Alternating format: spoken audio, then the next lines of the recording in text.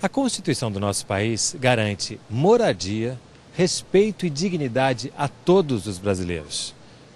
O caso Pinheirinho em São Paulo e a Vila Autódromo no Rio de Janeiro nos mostram que ainda estamos longe de ter esses direitos conquistados. Remoções urbanas é o tema do Universidade que está começando agora.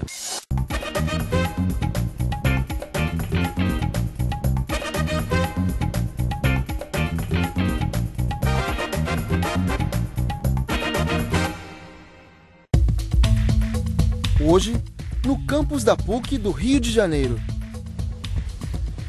Quando a casa do vizinho está pegando fogo, a minha casa está em perigo.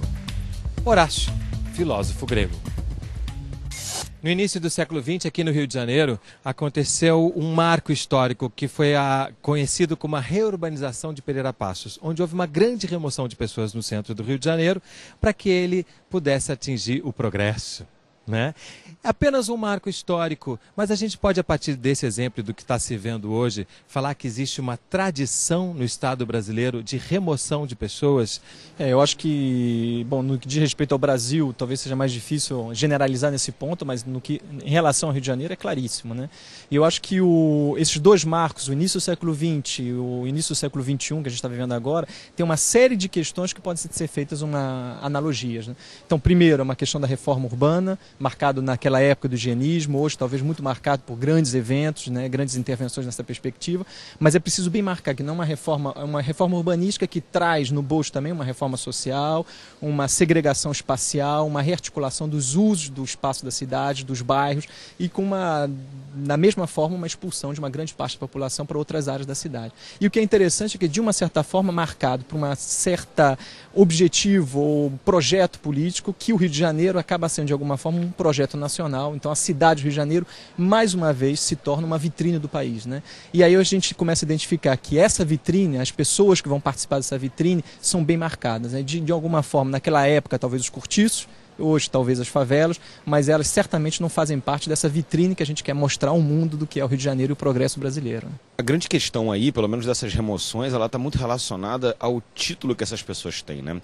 Então eu acredito que a propriedade ela é um garantidor da segurança habitacional. E o que acontece na maioria esmagadora dessas comunidades que são removidas é que elas não são tituladas, né? Não, do meu ponto de vista, com segurança, né? Elas recebem títulos como a concessão de uso, direito real à moradia, mas são títulos, são concessões feitas pelo Estado. Essas pessoas, de fato, elas não são proprietárias da sua terra, né? Então, na hora do Estado praticar, por exemplo, uma desapropriação para fins de interesse social, ela pratica não a desapropriação, mas a remoção, né? Ou seja, ele vai lá e remove essas pessoas, não indeniza corretamente e muitas vezes também não respeita a própria Constituição, a própria lei orgânica do município, né? Que determina que as pessoas só podem ser removidas se for em áreas de risco, eles precisam de um laudo, eles precisam de uma conversa prévia com a comunidade e isso, na realidade, na prática não acontece. Eu acho que as intervenções hoje, por exemplo, na zona portuária da cidade, a gente traz no bojo do projeto uma identificação que trata-se de uma tábula rasa, que não existe uma vida de bairro ali. Existe uma grande quantidade de pessoas que moram e que talvez esse tipo de intervenção pautada numa lógica do mercado possa produzir justamente o contrário, uma expulsão radical dessa população. A chave desse discurso do desenvolvimento do progresso, que é o que a gente vê sendo utilizado como justificativa para as remoções, é um marco que está atravessando no momento do Brasil um processo grande de violência, não só em relação às favelas, mas, por exemplo, a gente pode exemplificar com o caso de Belo Monte, que é um caso no qual o discurso do desenvolvimento, a necessidade do progresso, do crescimento econômico, justifica uma conduta por parte do Estado violenta, que desrespeita direitos, que expulsa as pessoas, que desconsidera a forma de vida daquelas pessoas normalmente naquele espaço, no caso Belo Monte, tanto as comunidades indígenas quanto as comunidades ribeirinhas.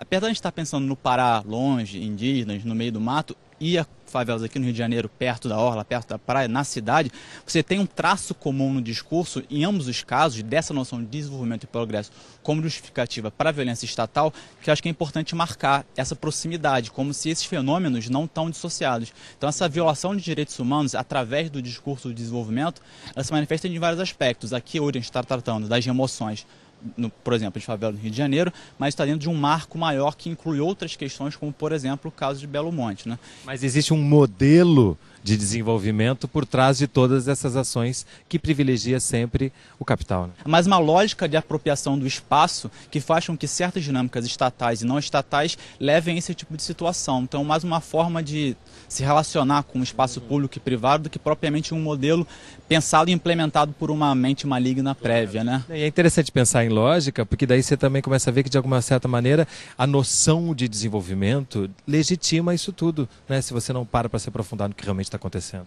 Porque você usa o conceito sem problematizá-lo como uma justificativa, sem pensar o que a gente quer dizer quando a gente fala em desenvolvimento, né? Que desenvolvimento é esse? O desenvolvimento é só essa. Para desenvolver tem que remover gente, para fazer BRT, para fazer cidade olímpica, tem que remover comunidade para fazer hidrelétrica, ou a gente pode pensar numa outra forma de desenvolvimento que não seria pautada, digamos assim, puramente pela noção de crescimento econômico quanto o grande paradigma do que é ser uma nação, né? Jane, a partir de tudo que foi falado aqui, da relação do Estado com essas comunidades e dessa fragilidade que as comunidades têm em relação ao direito à própria terra, como é que é isso no dia a dia? O que nós temos percebido é a atuação do Estado desrespeitando as leis, o artigo 429, que impede que as pessoas sejam jogadas, retiradas do seu espaço social, porque eu considero que a moradia não é só aquela casa lá de alvenaria ou o barraco, lá o que for. É o espaço, ali é a moradia, ali tem a escola, tem o hospital, tem o social da pessoa ali, então é retirado para distante. Sem falar na forma truculenta. E quando a gente fala em especulação imobiliária, nós temos que tomar uma consciência também de que essa especulação não está sendo só no sentido de desapropriar as famílias daquele espaço para utilizar aquele espaço para uma grande construtora que está interessada ali por causa do visual, da natureza, do belo ali. Essa especulação ela está se dando também, no nosso modo de ver no movimento social, por conta da questão de exploração, o Minha Casa Minha Vida, que deveria ser destinado a pessoas que vivem de aluguéis, não é isso? Então, essas pessoas, elas deveriam estar dentro desse contexto e elas exatamente não estão. O que está é o fato de desocupar para fornecer para grandes empreiteiras, para grandes construtoras. E a Minha Casa Minha Vida mesmo, que vem sendo construída aqui, né, mais próximo ao centro, são servidos para a classe média, e aquelas que são para os menos favorecidos vai para Realengo, Campo Grande, Cachamorra, só locais muito distantes. E lá para onde elas chegam acabam ficando desempregadas, não podem pagar seu condomínio, a taxa que eles cobram, e isso aí elas vão para a rua e outras pessoas são mandadas, removidas e ocupando lá esse espaço, e fica assim aquele dominó, né? Um ciclo que não acaba nunca, né? Não, acho que eu puxando um pouco o que ela está falando, acho que a importância, primeiro, de assegurar que a moradia é muito mais do que 4 paredes e um teto, é um espaço da cidade, é permeada de relações sociais, então é o meu vizinho, onde eu moro, onde eu trabalho, é o lazer, então tem uma série de questões extremamente importantes que tem que ser marcadas. Vamos sair daí, a gente volta já.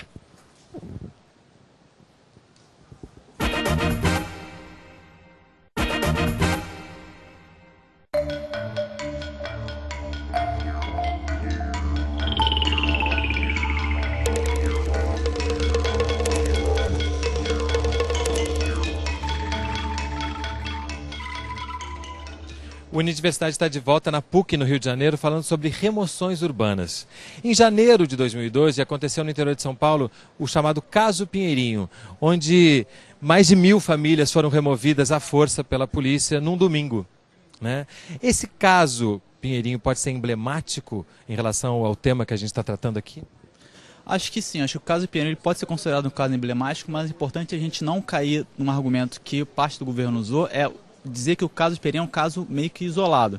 Quando a gente teve algumas conversas com o governo nessa época do Pinheirinho, dizendo, olha, o caso do Pinheirinho é muito problemático, o Estado de São Paulo, sua polícia militar, o Tribunal de Justiça de lá é muito complicado, então isso aconteceu lá porque o contexto político de São Paulo propiciou isso. Você teve algumas falas do governo federal que foram nessa direção, como se o que acontece em Pinheirinho acontecesse só em Pinheirinho, que tivesse aqui no Rio de Janeiro fosse outra história. Eu acho que Pinheirinho dos casos que eu tenho contato pessoal, foi o caso mais dramático, né? Uma ação da polícia completamente violenta, a mídia não podia entrar, os advogados, quem estava fazendo assessoria jurídica ou não jurídica, não podiam entrar na comunidade durante a remoção, as pessoas não puderam voltar para pegar seus pertences, muita gente teve a casa derrubada com tudo dentro.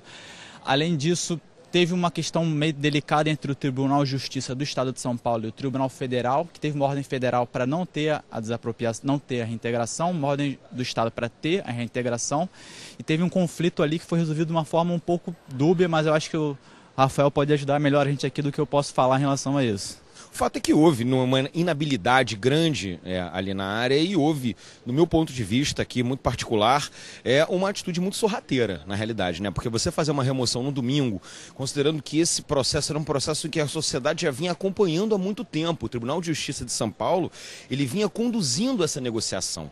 Então, na realidade, foi uma rasteira em todo mundo, né? Inclusive na gente, né? Uma rasteira, digamos, ideológica, porque a gente acreditou que ali pudesse ser dado talvez um rumo um pouco melhor, considerando que o próprio Poder Público de São Paulo e o Tribunal de Justiça já vinham conversando no sentido de fazer uma regularização ali e não uma remoção, né? Então essa remoção pegou todo mundo de surpresa e a maneira como ela foi feita não tem nem o que conversar, não tem nem o que justificar, porque é injustificável aquilo, né? Você pode fazer remoções de muitas maneiras, a gente conversa muito a respeito desse tema, né? Ou seja, a maneira como você titula, a maneira como você cria um meio ambiente urbano salubre, mas esse tipo de prática, né? A prática violenta, ela jamais pode ser justificada, em nenhuma situação. Mas a Vila Autódromo agora, nesse momento, está enfrentando justamente essa mesma discussão, né? Nós já passamos por várias situações assim. Primeiro o fator área ambiental, depois vem o centro de mídia, aí depois vem essa licitação que ganhou agora no escritório inglês, né, que foi o AECOM, e como ele manteve a nossa comunidade, então a prefeitura ignorou essa licitação. Que o projeto deles previa a permanência da comunidade. Exatamente, por nos prever, era uma etapa até 2016, mantendo a Vila Autódromo, e depois terminaria a segunda etapa do projeto em 2030, mantendo a Vila Autódromo, tirando aquela parte que está realmente dentro da lagoa. E a questão é que agora eles alegam ser os BRTs, né? Nós não estamos mais incomodando o Parque Olímpico, agora nós estamos atrapalhando, estamos no caminho das BRTs. Então, são os caminhos para facilitar a circulação de ônibus pela cidade. Isso, e ali não tem como, não existe necessidade de passar por ali. Se ali é uma área ambiental e não pode haver família, como é que eles vão colocar ali BRTs e vão construir prédios ali para depois vender para o pessoal da classe média e outros? É uma luta sem fim, né? Tudo isso que está sendo colocado aqui é muito pouco veiculado pela mídia, é muito pouco tratado como um assunto de interesse nacional. Isso também é uma outra fragilidade de você poder expor essas questões como elas realmente acontecem? Essa é uma dificuldade que a gente tem em geral, o movimento social, as organizações de direitos humanos, os acadêmicos, quem quer que seja, que está mais próximo desse discurso crítico, essa forma de tratar a questão urbana, a gente costuma ter dificuldade. Um espaço como esse, por exemplo, um debate aberto entre os autores envolvidos, infelizmente sem a participação do governo, mas assim, pelo menos esse espaço para ter essa discussão... O governo foi convidado, mas não quis participar. Eu queria só pontuar isso, né? Não é tão comum, ou pelo menos é pouco comum na grande mídia corporativa, para usar um termo meio clichê, mas que dá para entender, né? E a gente tenta, de alguma forma, criar outras maneiras de você estar levando essa questão adiante para ser debatida. Tem uma autora canadense chamada Naomi Klein, que ela tem um conceito chamado doutrina do choque, que ela fala que o capital ele se aproveita de momentos drásticos, como por exemplo uma grande enchente, um desastre econômico, para impor certas medidas que não conseguiram passar numa situação, digamos assim, de certa normalidade. É do exemplo de crise econômica, e os mega-eventos acabam funcionando como um desses eventos, um desses momentos de, entre aspas, de exceção, que possibilita a imposição de algumas medidas que dificilmente, ou pelo menos mais dificilmente, passariam em momentos nos quais esse lugar ou esse evento específico não propicia esse espaço para o poder público. Eu acrescento realmente a essa colocação o seguinte: eu acho que a questão das UPPs também, de alguma maneira, criou esse contexto, né? Parece que tudo que o Estado faz hoje, portanto, é fantástico, é maravilhoso e vai ter resultado.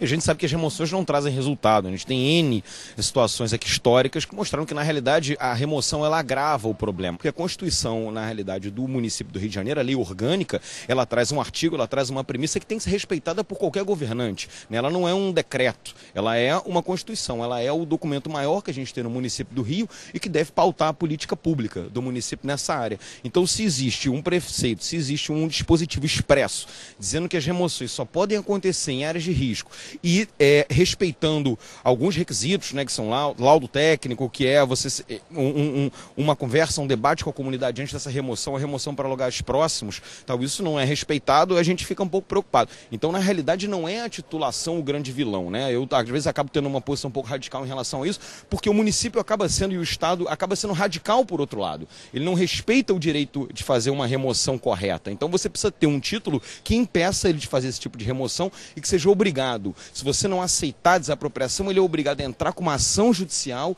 em que o sujeito vai ter o direito ao contraditório, vai ter direito a discutir tudo o que é necessário para que ele seja indenizado, né, para que saia daquela localidade. Então, como a gente viu aqui, os grandes eventos do Rio de Janeiro podem agravar ainda mais essa questão, que é um dos assuntos do próximo bloco. Não sai daí, mas antes, se liga nessa dica. Para saber mais sobre a atuação da ONG Justiça Global, acesse global.org.br ou ligue 21 2544 2320.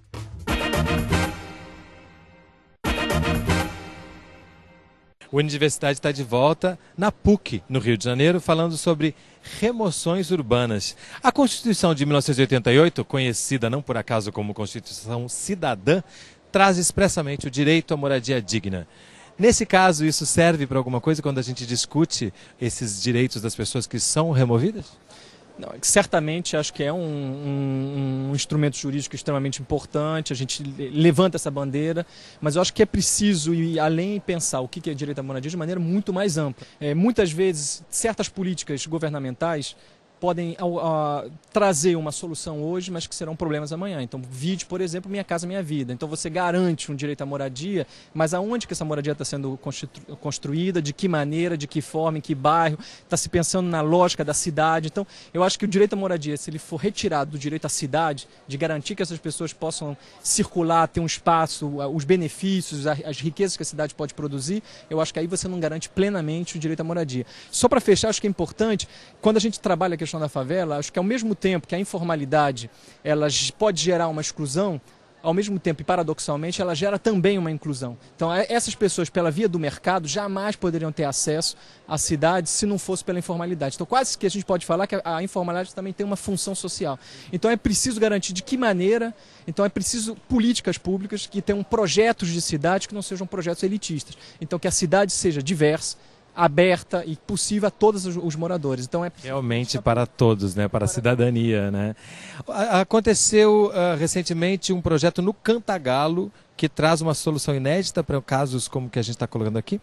Na realidade, o ineditismo do Cantagalo foi a respeito desse tipo de titulação, né? E isso foi curioso porque foi uma demanda da comunidade, da Associação de Moradores mobilizada, que procurou o Instituto Atlântico, querendo ser titulado com propriedade, né? Mas a comunidade do Cantagalo é uma comunidade centenária, uma comunidade que tem uma maturidade para isso. Isso é muito importante o que o Rafael falou. A gente tem que tomar um pouco de cuidado também, né? Essa questão do radicalismo a gente tem que moderar nesse sentido. É preciso que você crie, né, um momento de transição. É importante que o governo tenha uma política pública, porque também jogar o cara na selva da formalidade não adianta nada. Ele vai continuar negociando na informalidade.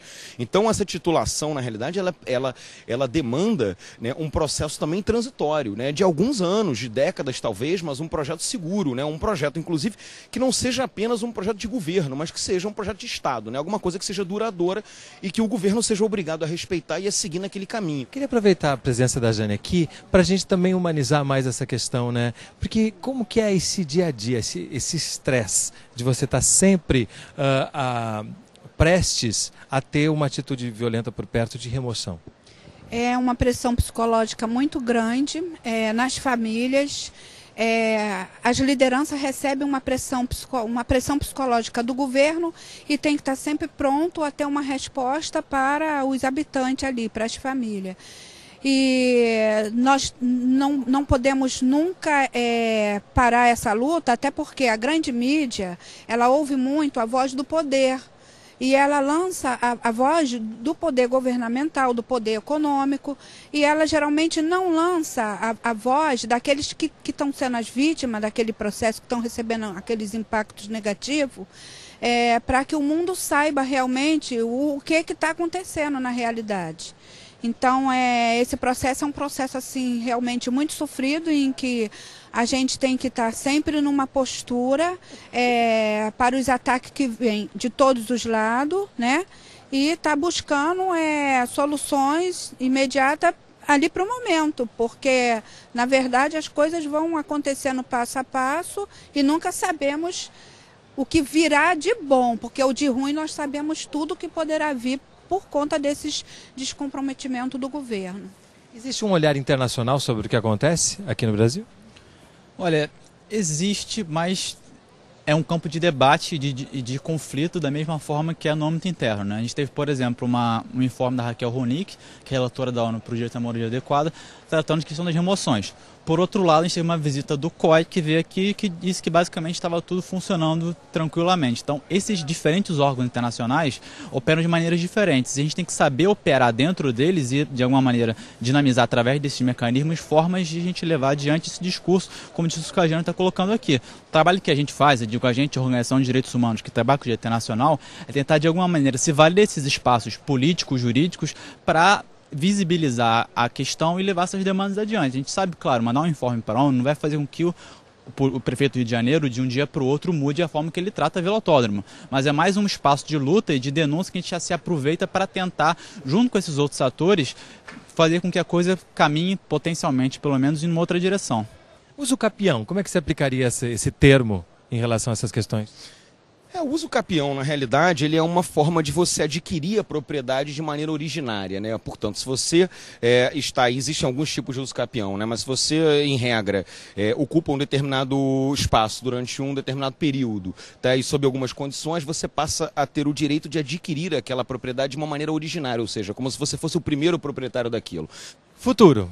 O momento, no caso da Vila Autódromo, é pedir que o governador do estado se posicione em relação à Vila Autódromo, que encontra-se, sempre foi uma terra do estado, e agora eles alegam que a terra é do município. Então, como se dá esse processo? Isso que nós queremos saber, como que se dá essa bagunça. E outra coisa também é que o governo ele tem que respeitar as leis e trabalhar com participação.